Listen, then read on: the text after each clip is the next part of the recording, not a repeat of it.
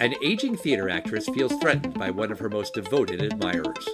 Listen as we discuss what phone operators could do in 1950, a friendly kick in the ass, and a grand ladies' lounge.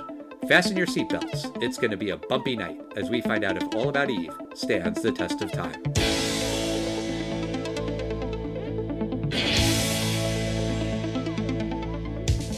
Test of time, James and Alan have their say. Do the movies you love still hold up today? James says Gladiator with a glut. Alan says as a father, blah blah. It's the test of time, James and Alan have their say. Do the movies you love still hold up today? Test of time, James and Alan have their say. Do the movies you love still hold up today? Hello, everybody, and welcome to the Test of Time. My name is Alan Noah, and joining me, as always, is Sarah Siddon's award winner, James Brief. Thank you very much, which basically means that a younger version of me is going to eventually usurp me.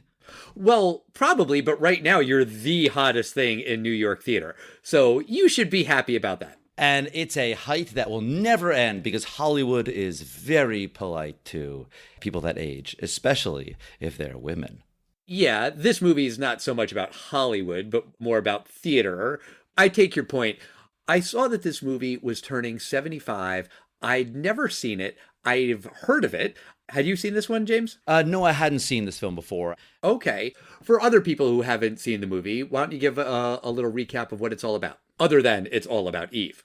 Sure. This movie follows aging Broadway star Margot Channing, whose life is upended when she meets a young fan of hers, Eve Harrington. Eve flatters her way into becoming Margot's assistant, and Margot grows worried about this beautiful young woman who has infiltrated every part of her life.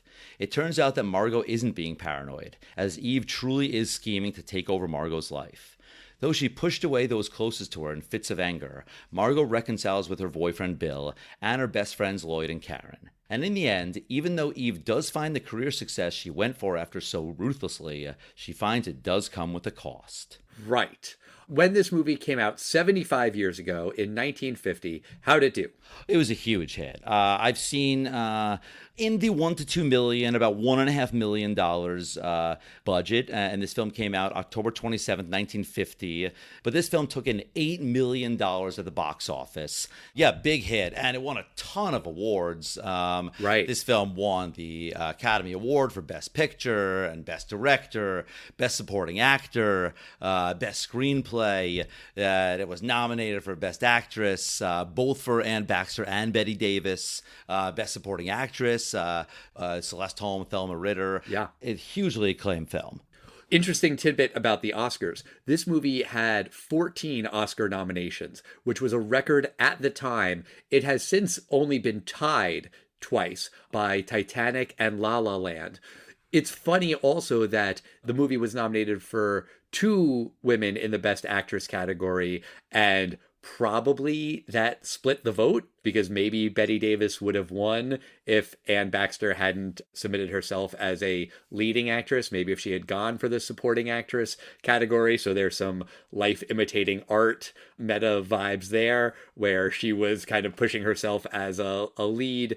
And the only acting Oscar that this movie won was for George Sanders, who is good, but it's funny that 4 women were nominated for one movie, which never happens, and the only acting award went to a dude. Oh, I think it's obvious that they split the votes. I think that's what happened. You said it exactly. Like one of them should have maybe gone for Best Supporting Actress. It should have been Anne Baxter to go for Supporting Actress. Yes, the movie is called All About Eve, but the movie is really more about Margot. It's her story, and Bette Davis is the lead. Honestly, when I first picked up the DVD that I borrowed from the library, and I saw that it was starring Bette Davis, I was like, oh, Bette Davis must play Eve. And of course, that is not the case. But, as a person who had never seen the movie, that was the first surprise of many.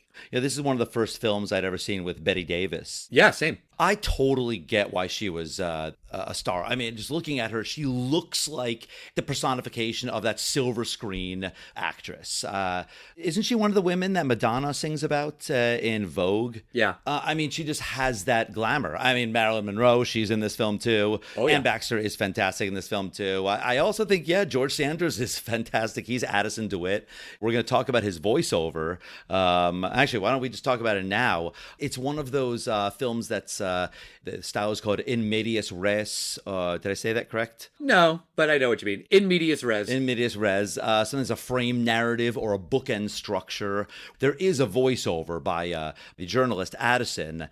He's like a Broadway critic, journalist. Yes, he is a theater critic. And they're at a big award ceremony, and some lady, Eve, is getting some really, really prestigious award that seems to be even more prestigious than like the Oscars. Oh, no, he specifically says that. He puts down those stupid awards like the Pulitzer and the Oscars. Right. He doesn't even call it the Oscars. He's like, that one from that film association. He's very much looking his nose down at Hollywood. Right, and this is a film that would win Best Picture, of course. That's a funny opener. Uh-huh. The voiceover, I think, it's helpful because he kind of goes around the room and tells you who all of these different people are.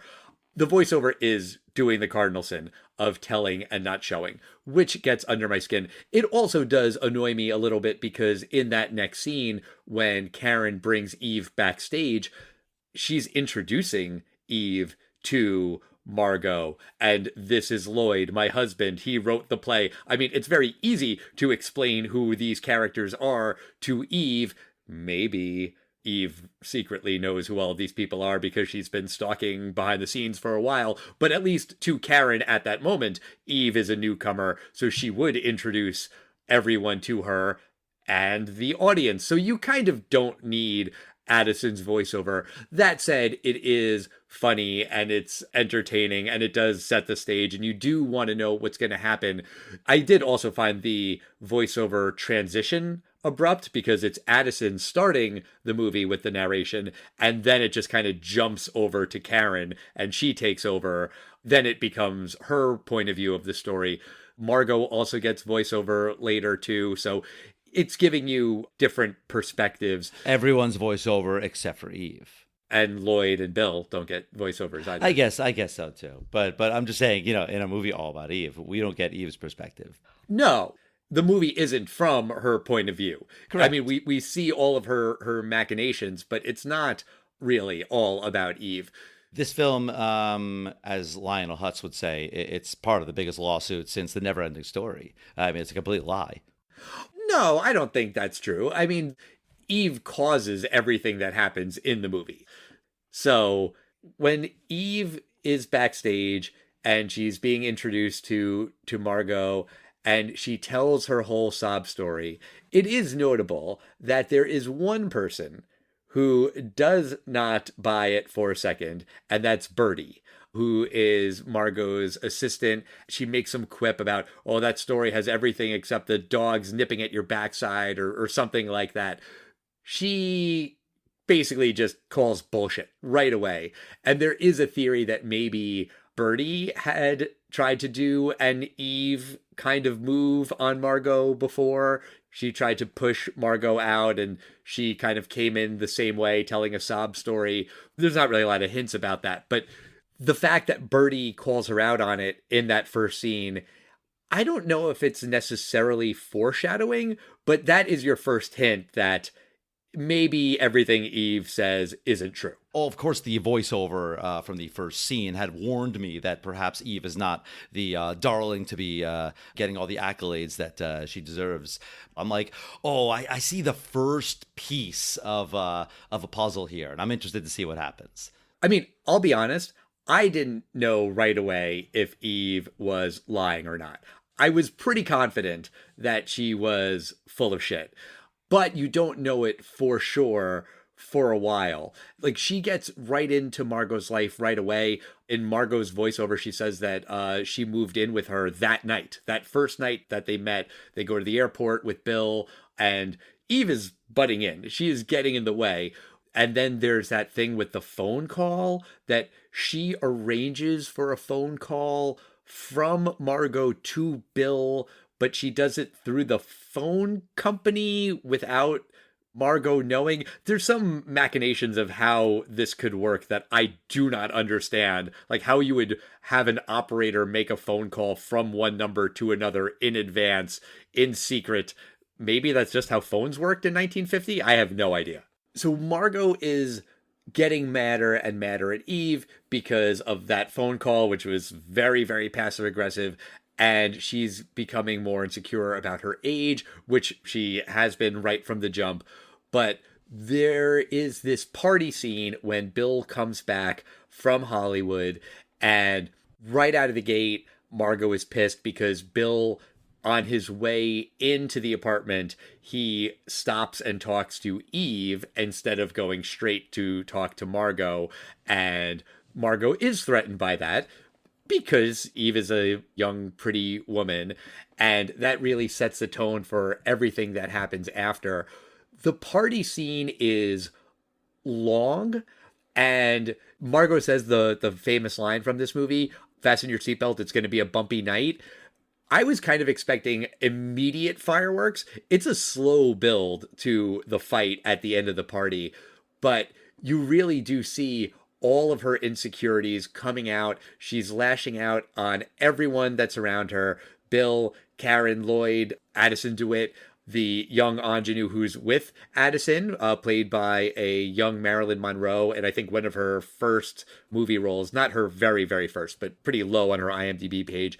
And she just makes the scene because she feels that her prime is behind her and she's going to be replaced by Eve, or this Marilyn Monroe character, or some other pretty young thing is just going to come along and push her out of the picture. Oh, yeah. I mean, this is a classic story of the aging star being usurped by the youthful up-and-coming riser. We've done this film many times.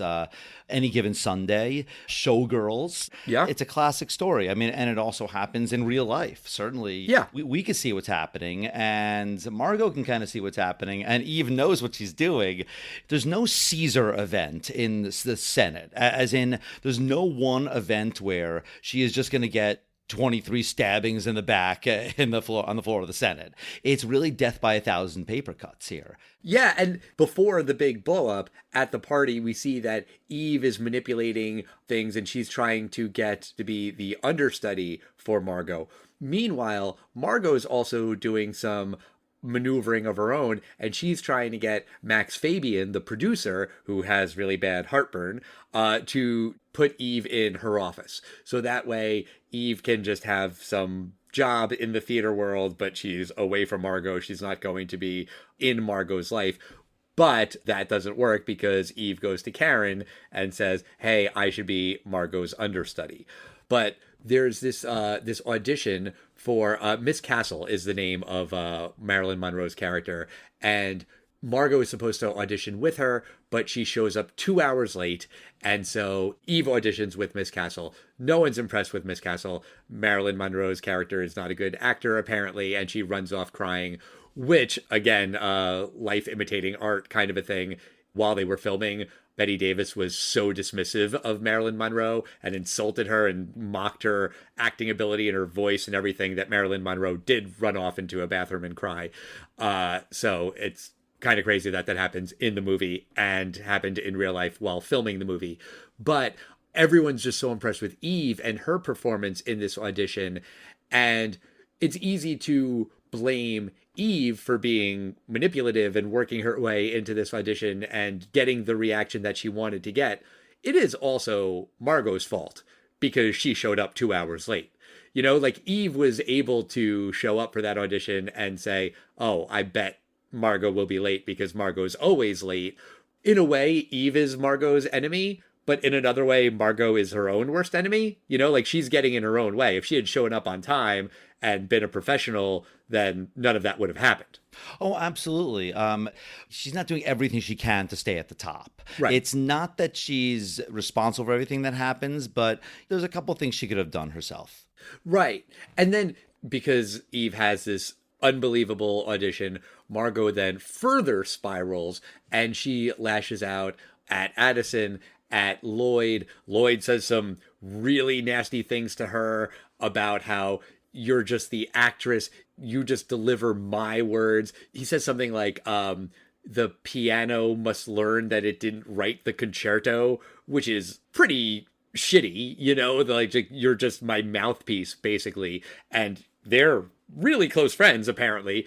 But then she and Bill get into this big, huge fight. And Bill is basically just saying, you're paranoid. I love you. You're a great actress. You have everything to be happy about. Why can't you just be happy? And Margot can't. And Bill leaves. And then Margot says, oh, you're going to go see Eve, aren't you? And he's like, well, okay, that settles it. And Bill is wrong to say that Margot is paranoid. It's like that phrase, you're not paranoid if everyone really is out to get you. Margot is paranoid that Eve is out to get her. And she's right. But at the same time, Bill is right when he says, you have nothing to worry about with me. Because Margot's afraid that Eve is going to throw herself at Bill, which Eve does, but Bill shoots her down. He is not interested in Eve. He's in love with Margot. He wants to be with Margot. So when he says that to Margot of, you don't have anything to worry about, I love you, you sound crazed with jealousy, he is right about that. Margot is wrong to worry about Bill running off with Eve. I mean, there's a lot in this scene of people being technically right, saying things the wrong way, or being wrong and not accepting it. I mean, even what Lloyd is saying, he's trying to, in some ways, be like, listen, you're an actress. Like, actresses can be replaced. The writing can't. In 500 years, are people going to remember that Romeo has been played by Leonardo DiCaprio and Tom Holland and Nicholas Hoult? Or are they going to remember William Shakespeare? Probably William Shakespeare. And in another 500 years, if people talk about Star Wars, they're probably going to mention the name George Lucas more than Harrison Ford, who did a brilliant job, or James Earl Jones, or any of these people. Yeah, but sometimes, right? Like, when you think of Mission Impossible, you think of Tom Cruise, who wrote the first Mission Impossible. Oh. You're correct. In this particular case, he does seem like he's an Aaron Sorkin, Andrew Lloyd Webber kind of equivalent of for Andrew Lloyd Webber for Broadway. You don't become a diva to Andrew Lloyd Webber when he's trying to present you with his new thing. I'm just saying, and he's an asshole for saying that to you. But it's also one of those things where this is a play. Somebody's going to be doing this acting part. Everyone in the scene is kind of a jerk. Yeah, that's all I'm saying. I'm not trying to argue that Lloyd is the good guy here. No. I was just picking one particular argument and saying, if everyone had a chance to redo that scene the next day, I think everyone would have spoken very differently and everyone would have come out happier. Yes. But it's a very real scene. That's why I think the dialogue in this movie is well written. Yeah, that's how grown-ups could argue with each other. Yeah. What I'm extracting from what you're saying is everybody is kind of right and kind of wrong, and these characters are flawed and imperfect, and yeah, they will have a good point but express it in the wrong way or what have you. And these characters really are rich and complex, and you go on this kind of roller coaster ride with a lot of them.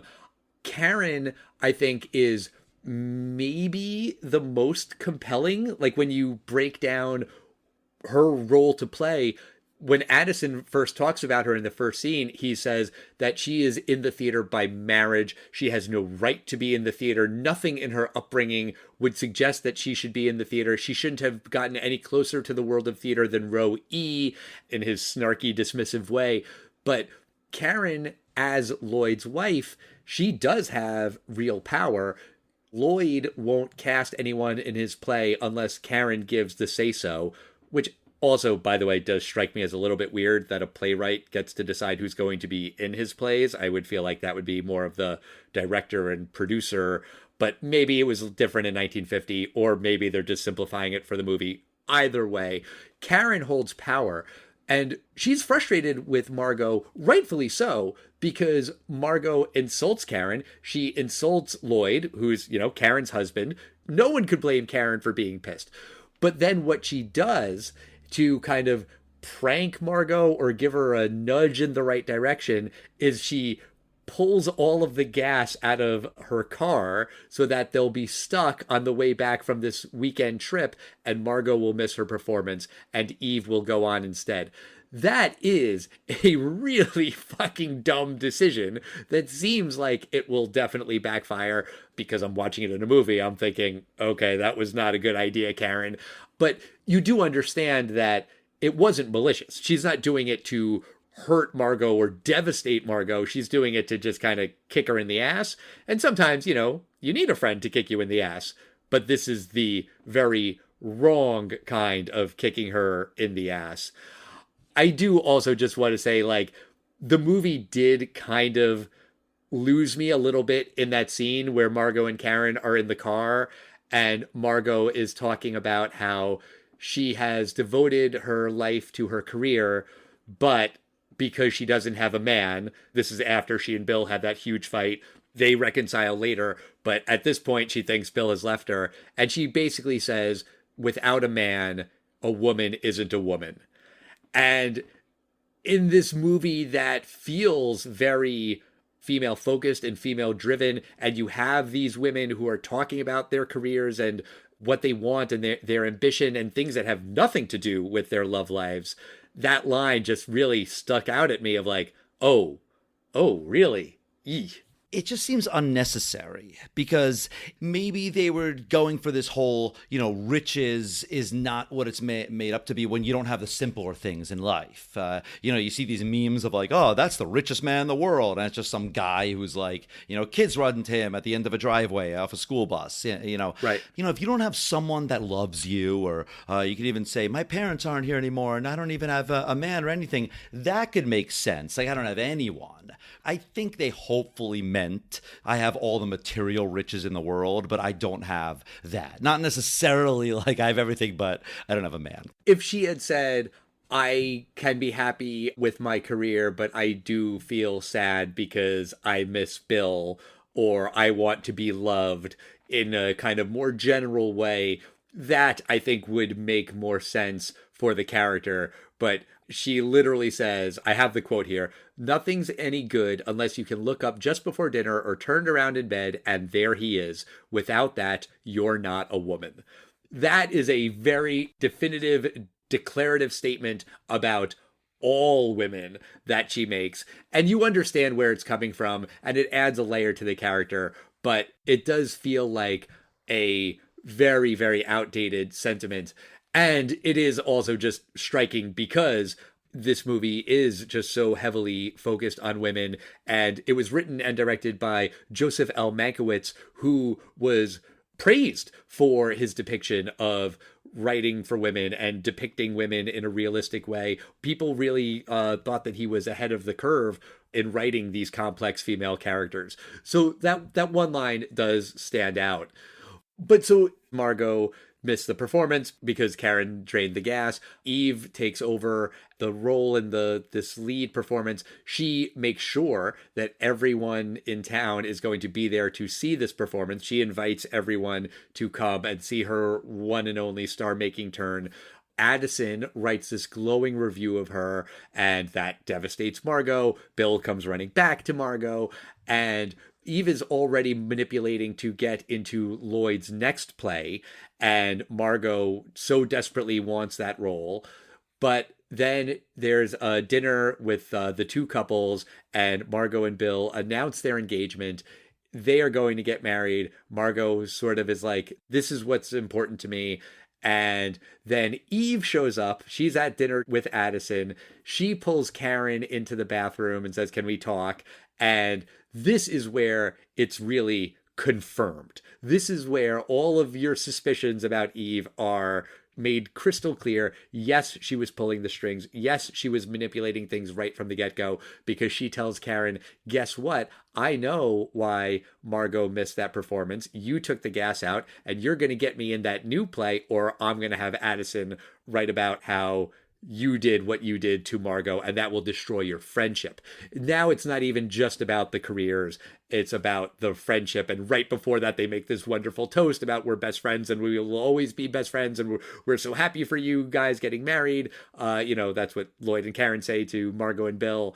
And even before that, in that scene, when they're talking in the bathroom, you can even kind of still see when Eve is still apologizing for what Addison wrote in his review. He said it, I didn't say it. And Karen's like, listen, you'll be okay. Your career will be fine. Like, she's still kind of buying it up until that turn. And it is just a great scene. It's a great scene. And there's something else about this scene that I have to say. As a man, there is this mythological idea of what women's bathrooms look like, especially in fancy places, like when you go to like a fancy wedding and a catering hall, that when you go to a women's bathroom, they'll have like a room before the bathroom, right? The lounge. Right, the lounge. And men's rooms don't have these things. It goes right into the bathroom. Sometimes. Very, very rare. When you do see something like that, you're actually like, wow, this is a really fucking nice place. But regular places will have a room for women that it's like a room before the room for makeup or whatever. Like, she goes upstairs to this ballroom, essentially, that just has like makeup and benches and couches. And it just looked fantastic. So I have to mention that. But after that scene, it's just all eyes on Karen. What's Karen going to do? Is she going to try to save her friendship and push Margot out of this new play? Or is she going to not give Eve what she wants? And then it becomes moot because Margot says, Lloyd, I don't want to be in your new play. I'm too old. It's a role for a 20-something-year-old woman, and Margot's 40, and she's like, I don't need to play that role. I shouldn't play that role. And also, I'm getting married, so now I don't have to work, maybe? Or she says something like theater doesn't need to be her whole life, which, okay, cool. But again, like, there's some right and there's some wrong in there. She probably is wrong to play this role of this much younger woman, but also then do something else. Is there another part she could play in this new stage production of an older woman? Or is there another play that maybe Lloyd is working on also? Or hey, maybe there's other playwrights in New York City and, she could get a play written by someone else, and that's okay too. Lloyd can have a new star in his play, and Margot can be in a play written by someone else, and Margot and Lloyd can still be friends. It just seems like a very obvious solution, and it's a little bit weird that it isn't mentioned. I agree with everything you're saying. I just find, again, these characters to just be well written because while they're, like you said, flawed, like everyone is, they're also somewhat intelligent. They're not making incredibly dumb decisions, They're making mistakes that anyone can make, but it's realistic mistakes. Right. So Eve basically gets everything that she wants. She's going to be in this new play, and then she kind of like fakes an illness just to get Lloyd to come over to her apartment in the middle of the night. And we don't really see what happens after that. But then she's with Addison, and Eve tells Addison that she's going to run off with Lloyd. Lloyd's leaving Karen, and they're going to be together. And Addison basically says, Lloyd might leave Karen. I don't really know, but I know he's not leaving her for you because you belong to me.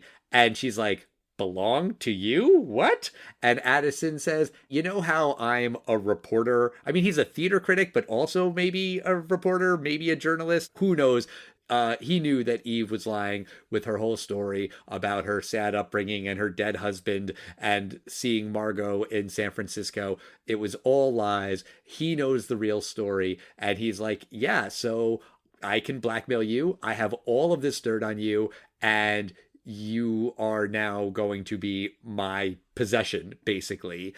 And Eve is the quote unquote villain of this movie. She is responsible for so much of the bad stuff that happens, but you also feel a little bit bad for her in that scene, or at least I did. I was like, yes, she's getting her just desserts. Yes, she's getting her comeuppance.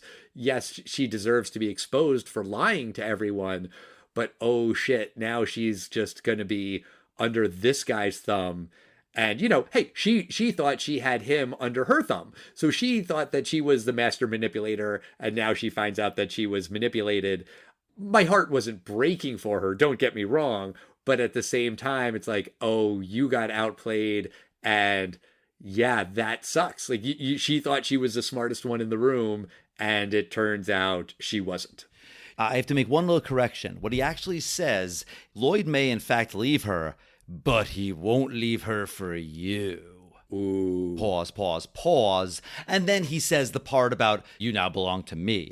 He says basically, you think you're hot shit. He's not leaving her for you. Even if he does leave her for someone, he might be an asshole by leaving her, but he ain't leaving her for you. And that part I liked. And then I'm like, oh shit. Then he turns it again. And now he's the puppet master. He's terrible. She's terrible. He kind of even says, like, I don't even know why I really want to be with you, but maybe we just belong together because we deserve each other, because we have such contempt for humanity. And then it's like, yeah, maybe that's true. Maybe these two are, in fact, perfect together because they are so nasty and manipulative. I was going to maybe mention this later, but I'll throw it in here now. So this movie is very popular with the gay community for a variety of reasons. One being that Betty Davis is kind of an icon among a lot of gay people, but also some people think that Eve and Addison are queer-coded, meaning they don't say that they're gay. It's not abundantly clear that they're gay, but there are some hints that maybe they're gay. And that's why they end up together, to be each other's, like, cover? Effectively, yeah. He does smack her, by the way, which not cool, gay or straight. But he wants her. Is he really attracted to her? It doesn't really seem like that. It seems like he wants to possess her.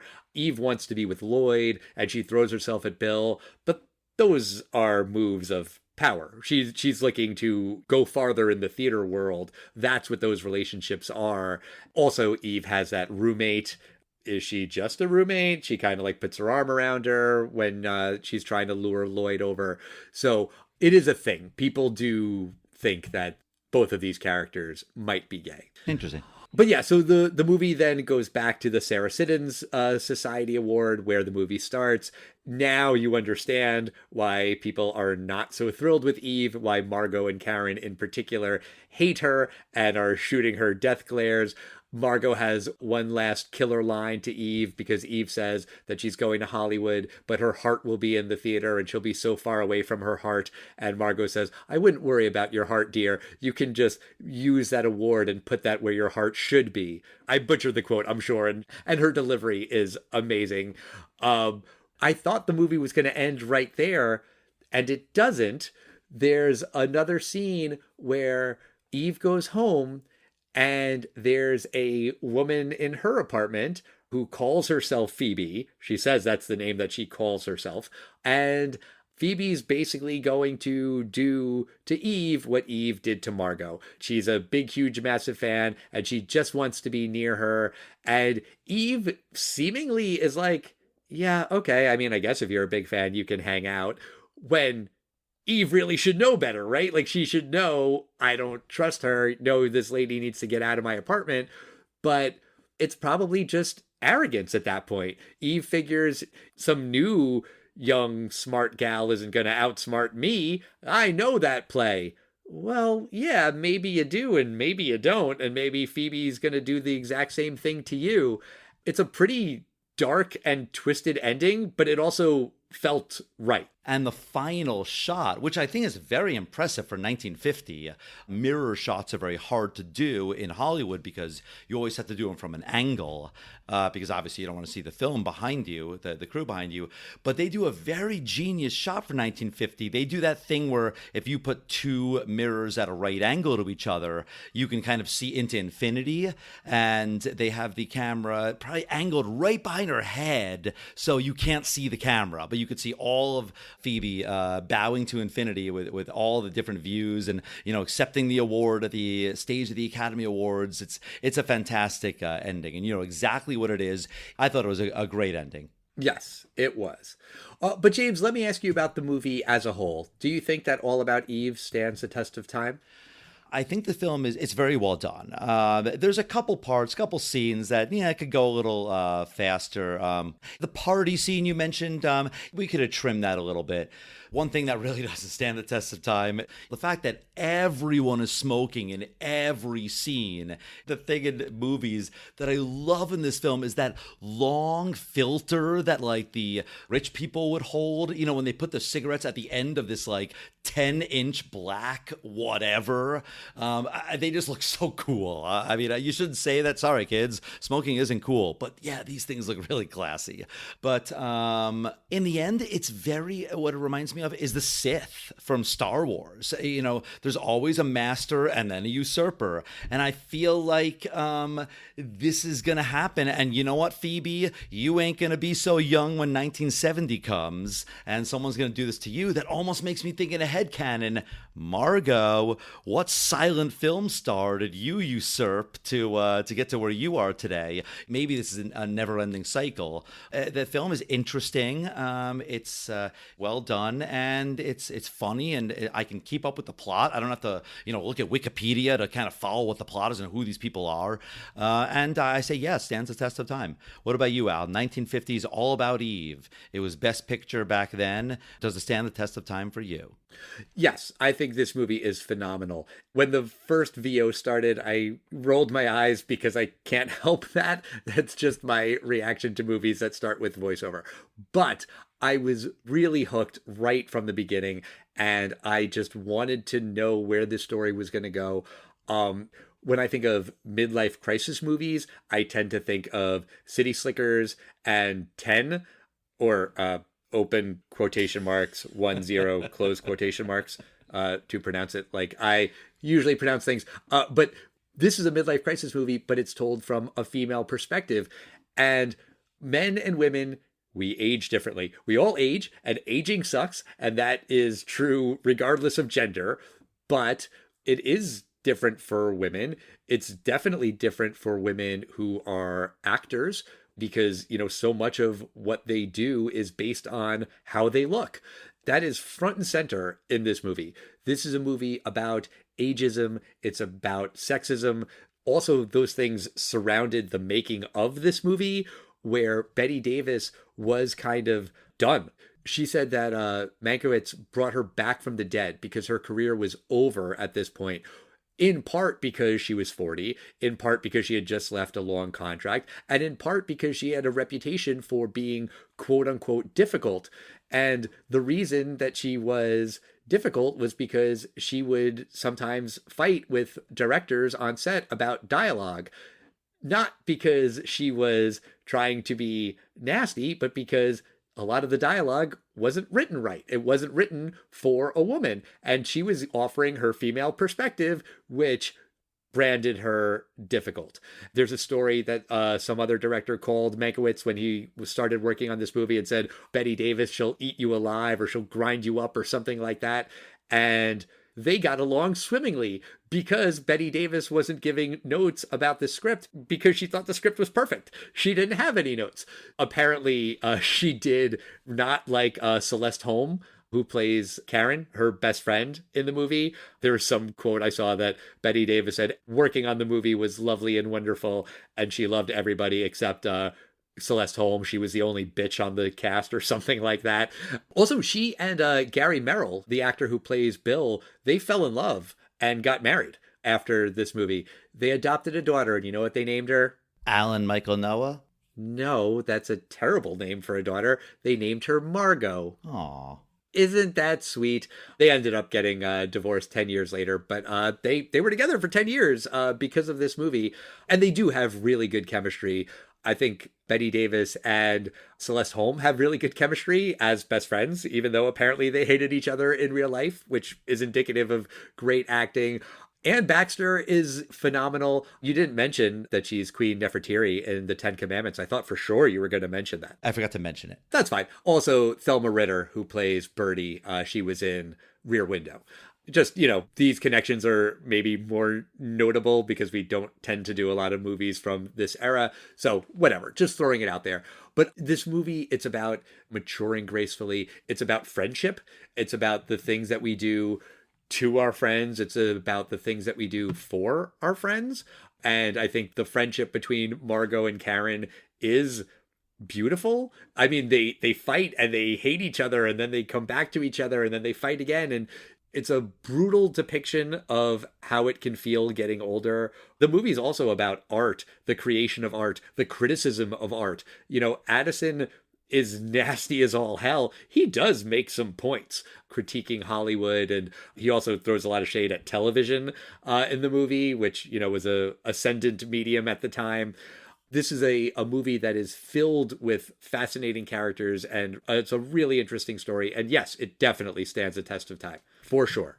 This is neither here nor there, but the poster for All About Eve is terrible. It says it's all about women and their men, and it shows the three couples in the movie with like their hearts and arrows pointing in different directions. So it just looks like it's a movie about this guy loves this other woman and this woman has a crush on this other man. And it's like a very complicated love triangle squared kind of a thing. And that's not at all what the movie is. So it's a bad poster. Whatever. That's going to do it for us this week. Next week, my sister Samantha Noah is coming back on the show to talk about Requiem for a Dream, a movie that's turning 25. I've never seen it. I understand that it is very heavy and dark.